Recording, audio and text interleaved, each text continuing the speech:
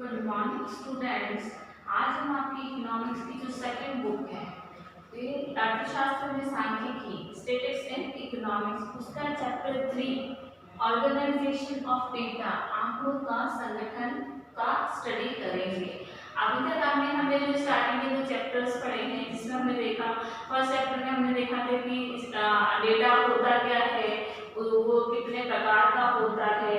फिर हमने second chapter में पढ़ा था कि उनका कलेक्शन कैसे किया जाता है, आंकड़ों का संग्रह कैसे किया जाता है, किस तरीके से किया जाता है, क्या क्या मेथड्स होते हैं, क्यों करना चाहिए, ये सब चीजें हमने स्टडी करी थी। अब हमने ये भी जान लिया कि डेटा होता क्या है, डेटा को कलेक्ट कैसे करते हैं। अब वो कलेक्ट डेटा को उसका संगठन कैसे करें, उनका ऑर्गेनाइजेशन करें, कैसे करें, क्योंकि अगर डेटा बिखरा हुआ, जैसे हमने कल भी पुराने वीडियोस में भी हमने देखे थे, तो इसमें था कि हमें डेटा बिखरे हुए जैसे 100 लोगों का डेटा अलग, हाँ उसमें भी ऊपर नीचे हुए किसी के सीक्वेंस में नहीं है, जैसे कोई 1000 पहले आया, फिर बीच में 500, फिर 200, फिर वापस से 900, इस तरह के असिस्टमैटिक डेटा आते तो हमें जो उसका एनालिसिस करने में बहुत ज़्यादा प्रॉब्लम होती। तो इस चैप्टर में हमें पढ़ेंगे कि जो डेटा है उनका ऑर्गेनाइजेशन, उनका संग्रहण, उनका संगठन कैसे करते हैं और वो हमारे लिए क्यों जरूरी होता है। जैसे हम बेसिकली जो डेटा को ऑर्गेनाइज करने का, उसका संगठन करने का मेन मोटिव होता है कि हम जो स्टैटिस्टिकल एनालिसिस करते हैं, जो सांख्यिकी विश्लेषण करते हैं, वो हमारा प्रॉपर्ली हो जाए, व्यवस्थित रूप से हो जाए। नहीं तो क्या होगा, हम बहुत ज्यादा कंफ्यूज होंगे। अगर हमारा डेटा इधर उधर बिखरे होंगे तो हम क्या होंगे, बहुत ज्यादा प्रॉब्लमेटिक हो जाएंगे, कंफ्यूज हो जाएंगे और हमारा जो एनालिसिस है वो सही तरीके से नहीं हो पाएगा। अब जैसे हम एग्जाम्पल समझते हैं कि जो कबाड़ी वाला होता है, जो रॉ मटेरियल्स हमारे घर से ले जाता है, रद्दी वाले सामान ले जाता है, तो वो बहुत सारी चीजें ले जाता है, न्यूज़पेपर ले जाता है, प्लास्टिक के सामान ले जाता है, टूटे फूटे लोहे के दूसरे आइटम्स, मटेरियल धातु के सामान ले जाता है, कांच के सामान ले जाता है और बहुत सारी वैरायटी की चीजें ले जाता है। अब उसे अगर हम माने कि वो इन सब चीजों को एक साथ रखे, सपोज सारी चीजें मिक्स हैं, एक साथ रख ले, जैसे कागज का न्यूज़पेपर के साथ में, कांच के साथ में और प्लास्टिक के सामान के साथ में, धातु के मटेरियल के सामान भी सबको इकट्ठा करके एक ही जगह रख ले। और कोई अगर उनसे वो सामान मांगना है, जैसे कोई उनके वो उन सामान को उनके पास ले जाता है जो रिसाइकल करते हैं प्रोडक्ट से, कागज से कुछ चीज नई चीज को रिसाइकल करके बनाते हैं, तो वो उनसे चीजें लेने आएंगे। और कोई सपोज कोई रिसाइकल पर्सन उसके कबाड़ी वाले के पास आके उसे न्यूज़पेपर मांगता है, उसे बहुत मुश्किल होगी इतने सारे कबाड़ में से न्यूज़पेपर सेलेक्ट करके देना। कोई कांच मांगता है तो कांच को सेलेक्ट करके ढूंढना बहुत मुश्किल होगी। तो आपने देखा होगा हमेशा जब वो कुछ सामान लेता है, हर सामान को अलग अलग बॉक्सेस में रखता है। भाई ये कांच का सामान है, उसको अलग बॉक्स में, ये मटीरियल का सामान है, धातु का सामान उसको अलग बॉक्स में, और ये न्यूज़पेपर है उसको अलग बॉक्स में, प्लास्टिक का सामान है अलग बॉक्स में। तो इससे क्या होगा, जो भी पर्सन इन चीजों का रिप्रोडक्शन करते हैं, रिसाइकल करते हैं, जब वो मांगने आएंगे तो उसके लिए इजी होगा कि कांच का सामान लेने आए तो उसने फटाफट से कांच का बॉक्स उठा के उसको दे दिया, उसको कोई प्रॉब्लम नहीं। धातु का सामान मांगने आए तो वो दे दिया। तो इस तरह से उसने अपने सामान को क्या करके रखा, सिस्टमैटिक करके रखा, व्यवस्थित करके रखा, तो इसे बाद में कोई प्रॉब्लम नहीं है। ऐसे ही हमें डेटा को भी सिस्टमैटिक करके रखना पड़ता है ताकि जो हम स्टैटिस्टिकल एनालिसिस करते हैं, सांख्यिकी विश्लेषण करते हैं, उसमें हमें कोई प्रॉब्लम ना आए और वो प्रॉपर्ली और सही तरीके से हो जाए। इसके अलावा और हम अपना एक और एग्जाम्पल देते हैं। हम लाइब्रेरी में जाते हैं, विद्यालय का जो पुस्तकालय होता है उसमें जाते हैं, तो उसमें हमेशा आपने देखा होगा पुस्तकें सिस्टमैटिक जमी हुई होती हैं कि ये सेक्शन हिस्ट्री की बुक का, ये मैथ्स की बुक का, ये साइंस की बुक का, ये कॉमिक्स का, ये दूसरी मैगजीन्स का। तो हमें इजी मिल जाती है बुक्स की, हाँ हिस्ट्री की बुक चाहिए तो हमें इस सेक्शन में जाना चाहिए, या मैथ्स की बुक चाहिए या कॉमिक पढ़नी है तो उस सेक्शन में जाके हमें इजीली वो बुक्स मिल जाती हैं। तो ये सब क्या है, चीजें सिस्टमैटिक करके रखी जाती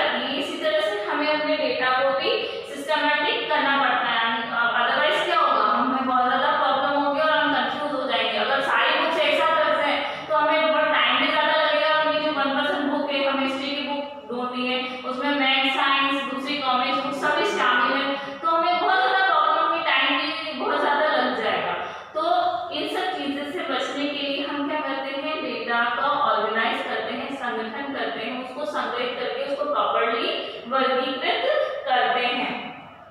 और इसी में अब जैसे कोई भी जो डेटा है उसका ऑर्गेनाइज करने से हमारा लेबर भी कम लगता है, क्योंकि बहुत सारे ढेर में से चीजें ढूंढने में टाइम भी ज्यादा कंज्यूम हो जाएगा, लेबर भी ज्यादा कंज्यूम होगी।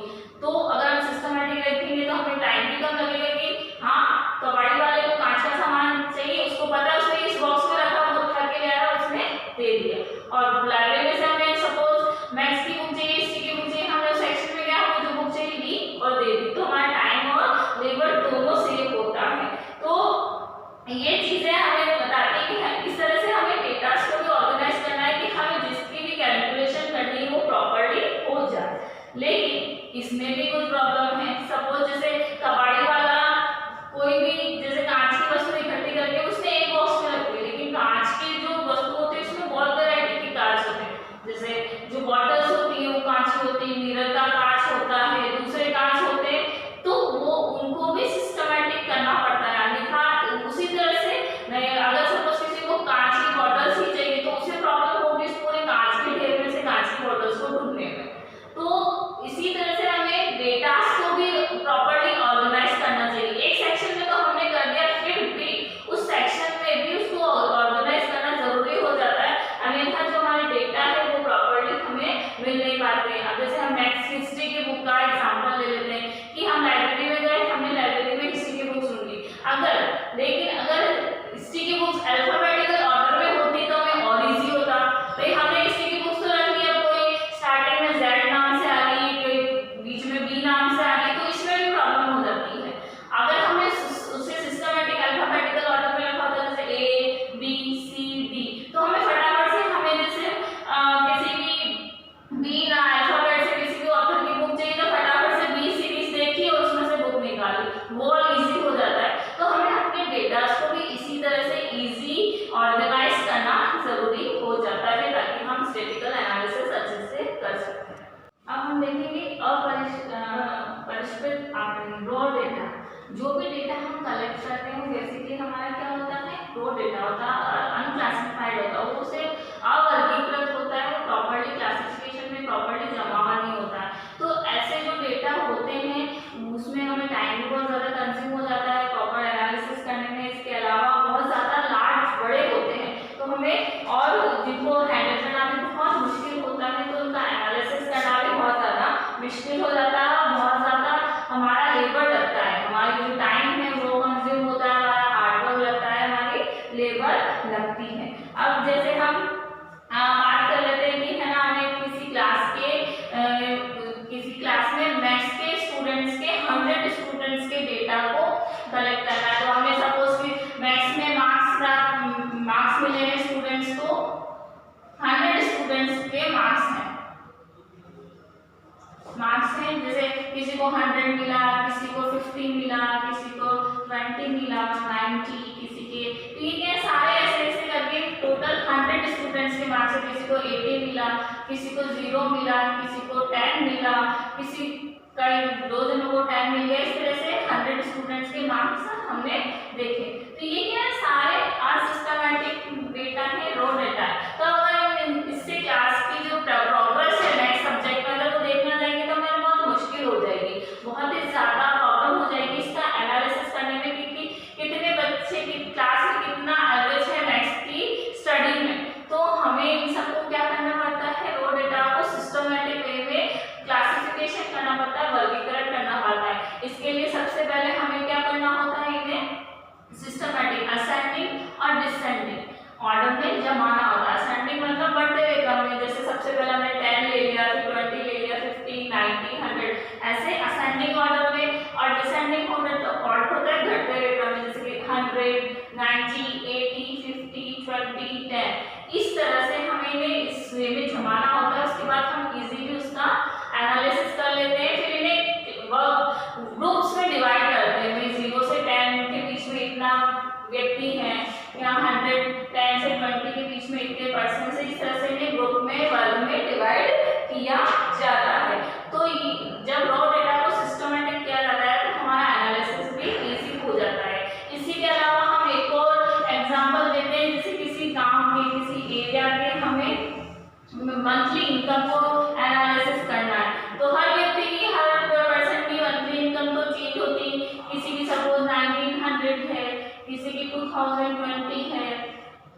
की 5000 है।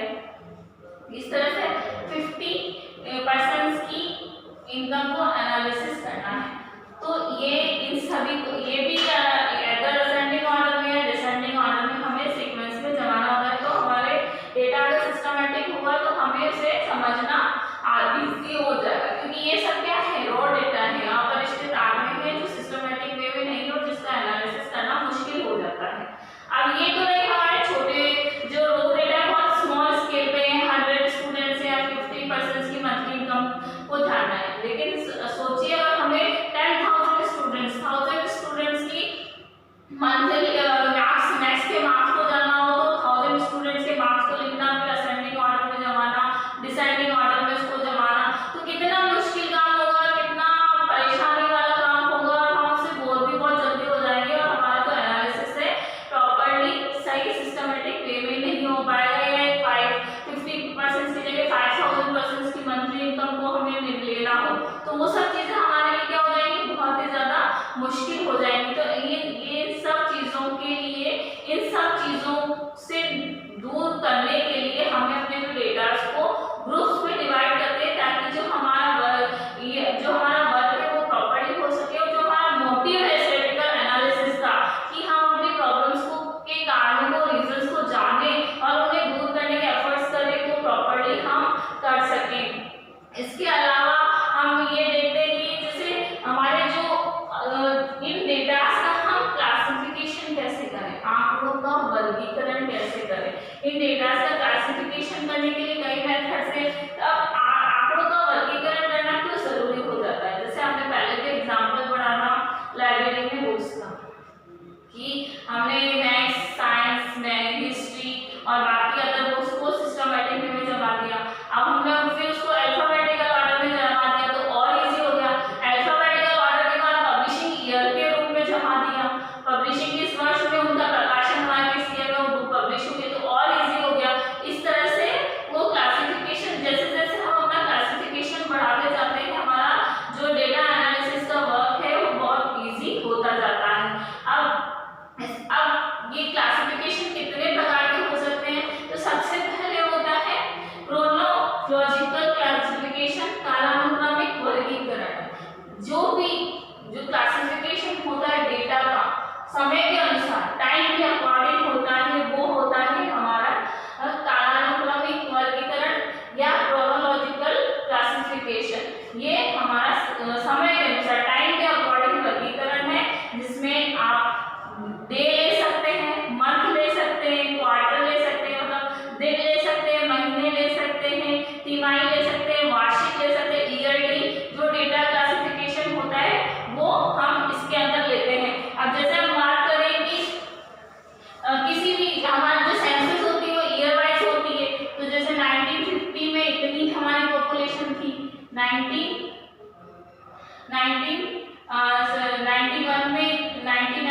में ये पॉपुलेशन थी, 2011 में 131 करोड़ पॉपुलेशन थी। तो ये क्या है, टाइम के अकॉर्डिंग कैलकुलेशन हो रहा है, तो ये होता है हमारा कालानुक्रमिक वर्गीकरण, क्रोनोलॉजिकल क्लासिफिकेशन। अब दूसरा आता है हमारा स्थानिक वर्गीकरण, स्पेशल क्लासिफिकेशन। ये होता है जो ज्योग्राफिकल एनवायरनमेंट होता है, भौगोलिक परिस्थितियां होती है, village, urban areas, rural areas, इसके अलावा कोई डिस्ट्रिक्ट है, कोई कस्बा है, कोई स्टेट है, कोई कंट्री है। इस तरह से जब क्लासिफिकेशन होता है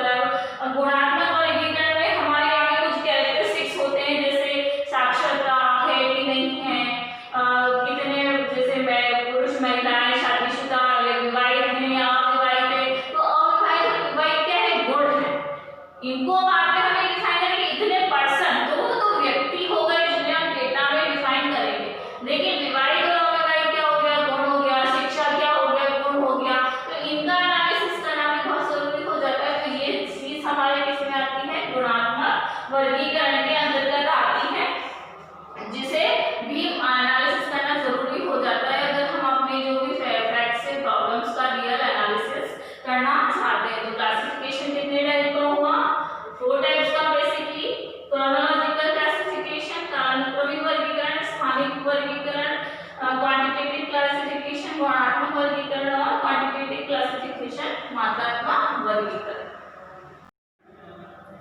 तो अब हम देखते हैं कि जो अब हम स्टडी करते हैं, हमने देखा कि हमारे जो डेटा है उसका एनालिसिस या समरी ऑर्गेनाइजेशन हम किस तरीके से कर सकते हैं। तो डेटास का जो एनालिसिस है उसमें सबसे इम्पोर्टेंट फैक्टर होता है आपके वेरिएबल्स, चर। अब चर क्या है, चर कोई भी वैल्यू होती है, मूल्य होती है जिसका आपको स्टडी करना होता है, अध्ययन करना होता है, जैसे मार्क्स हो गए, स्टूडेंट्स क्या हो गए, ये आपके चर होते हैं, वेरिएबल्स होते हैं जिसका आप स्टडी करते हैं। और चर 2 टाइप्स के हो सकते हैं, सतत और विविध। सतत मींस कंटीन्यूअस, विविध मींस डिस्क्रीट। अब सतत चर क्या होते हैं, सतत चर वे होते हैं जो कि पूर्णांक मान, मतलब या तो पूर्णांक मान होते हैं इंटीग्रल्स वैल्यू में, जैसे कि हम मान सकते हैं 1 2 3 4, या इसके अलावा पॉइंट्स में जैसे यथार्थ मान नहीं होते, भिन्न नहीं होते, जैसे स्क्वायर रूट 2 जिसका मान 0.41 या स्क्वायर रूट 3, इस तरह की जो वैल्यू होती है जो पॉइंट्स में आती है वो हो सकती है। इसके अलावा वो भिन्न में हो सकते हैं, फ्रैक्शन में हो सकते हैं, 1/2, 1/6, 1/8।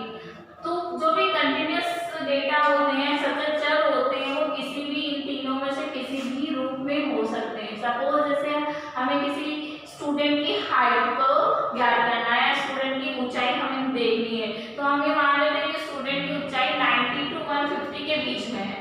कितनी है, 90 to 150। अब उसकी हाइट कुछ भी हो सकती है, 90, 100, 120 एंड सो ऑन, कुछ भी हो सकती है, 150 के तक कुछ भी हो सकती है।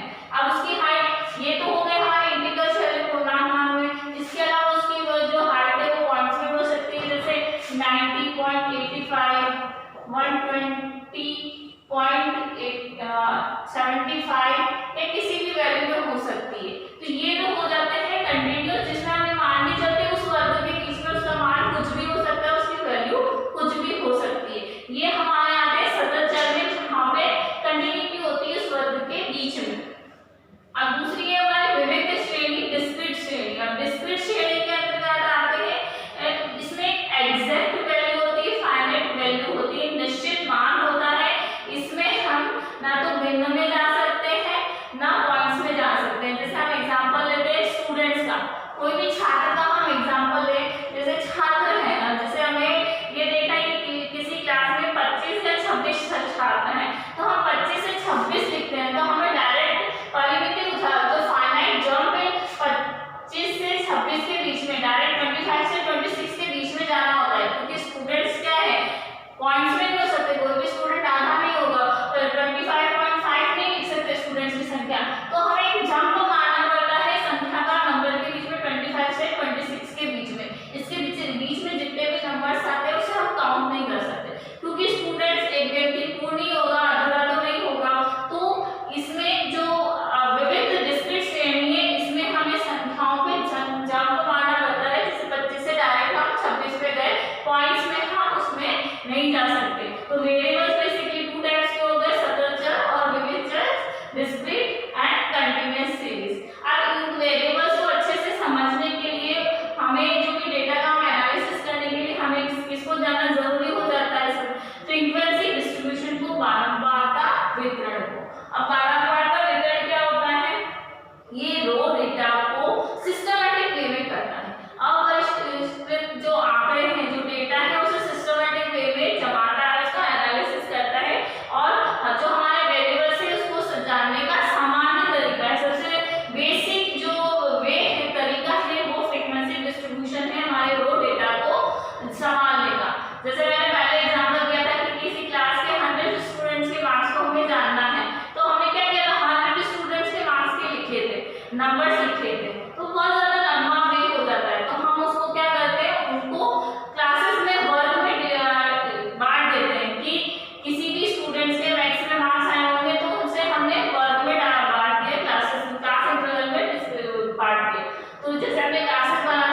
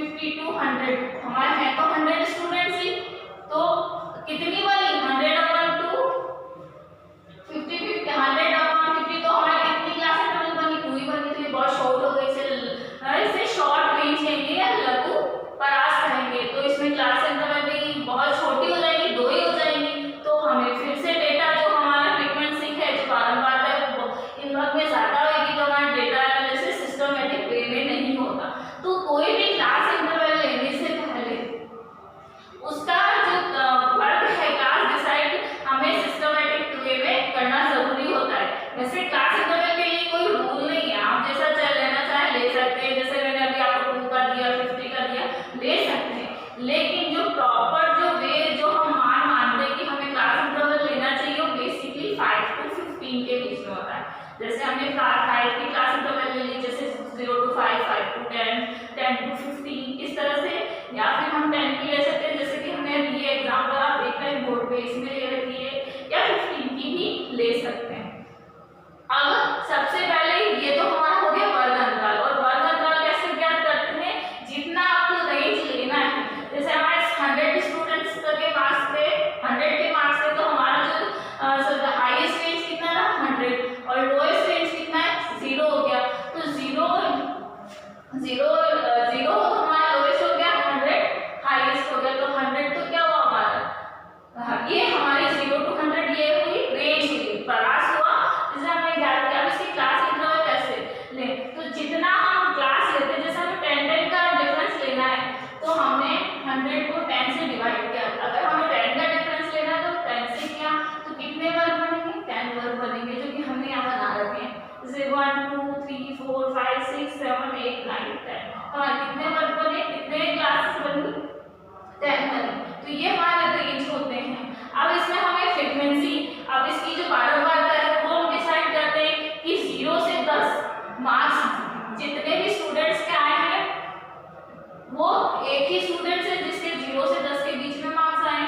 अब फिर हमें देखना है 10 से 20 के बीच में कितने 8 स्टूडेंट्स हैं, 20 से 30 के बीच में कितने 6, 30 से 40 के बीच में 7, 40 से 50 के बीच में 21, 50 to 60 23, 60 to 70 19, 70 to 86, 80 to 95 और 90 to 100 3। मतलब इस वर्ग के बीच में इतने स्टूडेंट्स हैं, मतलब 3 स्टूडेंट्स ऐसे हैं जिसके मार्क्स 90 से 100 के बीच में आए, 90 to 100 के बीच में आए हैं, और 20 to 30 में 6 स्टूडेंट ऐसे हैं जिनके 20 to 30 के बीच में मार्क्स आए हैं। ये तो हमारी हो गई फ्रीक्वेंसी। अब लोअर लिमिट, लोअर लिमिट क्या होती है, निम्न सीमा जिसे हम बोलते हैं, वो किसी भी वर्ग की पहली सीमा होती है, जैसे 0 यहाँ पे लोअर लिमिट हुई, जिसे हम L1 से भी डिनोट करते हैं। 0 इस वर्ग की लिमिट है, 10 इस वर्ग की, 20 30 40 50 60 70 80 90 ये इस वर्ग की निम्न सीमा है। और अपर लिमिट उच्चतम सीमा, जो दूसरी जो सीमा होती है वो इसकी अपर लिमिट होती है, जिसे हम L2 से भी डिनोट करते हैं, जैसे 10 20 30 40 50 60 70 80 90 100 ये इनकी इस क्लास की अपर लिमिट हुई। और हमेशा ध्यान रखिएगा, एक वर्ग की अपर लिमिट दूसरे वर्ग की लोअर लिमिट होती है, एक वर्ग की अपर लिमिट दूसरे वर्ग की लोअर लिमिट होती है, जैसे 0 to 10 में अपर लिमिट L2 है, लेकिन 10 to 20 में ये लोअर लिमिट हो गई। ये निम्न सीमा होती है, जो हमें ध्यान रखती है कि इससे इसके बीच में, इस सीमा के मार्क्स के इस अंतर के बीच में ही हमारे जो बारंबारता है स्टूडेंट्स की संख्या आ रही है जिन्होंने इतने मार्क्स प्राप्त किए हैं। अब इसके साथ ही मिड वैल्यू, जो वर्ग चिन्ह, जिसे हम वर्ग चिन्ह भी बोलते हैं, मध्यमान भी बोलते हैं, वो निकालते हैं, वो हमारा होता है 0 to 10, जिसमें लोअर लिमिट और अपर लिमिट को जोड़कर दोनों को ऐड करके 2 से डिवाइड कर देते हैं। जैसे यहाँ पे 0 हमारी लोअर लिमिट है, 10 से 10 अपर लिमिट है, तो इन दोनों को ऐड किया तो 10 आया, उसको 2 से, क्योंकि 2 नंबर से 1 और 2 से 2 से डिवाइड किया तो कितना है 5, ये हमारी मिड वैल्यू हो जाती है। ऐसे ही हम 10 और 20 को 2 से डिवाइड करेंगे और सो ऑन हम करते जाएंगे 90 to 100, तो ये हमारी मिड वैल्यू आ जाती है, जिसके आसपास जो हमारे बेसिक वेरिएबल्स है, जो चर है, उनकी वैल्यूज इन्हीं के आसपास घूमती है, इन्हीं के आसपास इनके मान नजर आते हैं।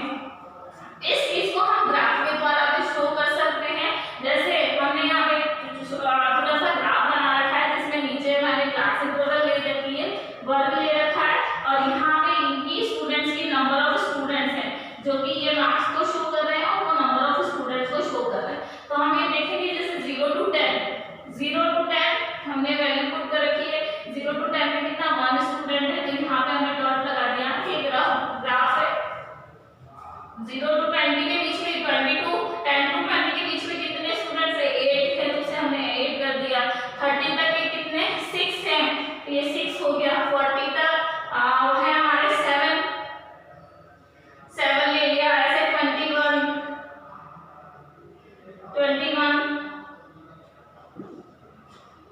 ये 21 हो गया, फिर हमारा 23 हो गया, के अब 60 तक की रेंज में 19 आ गया, हमारा 6 आ गया,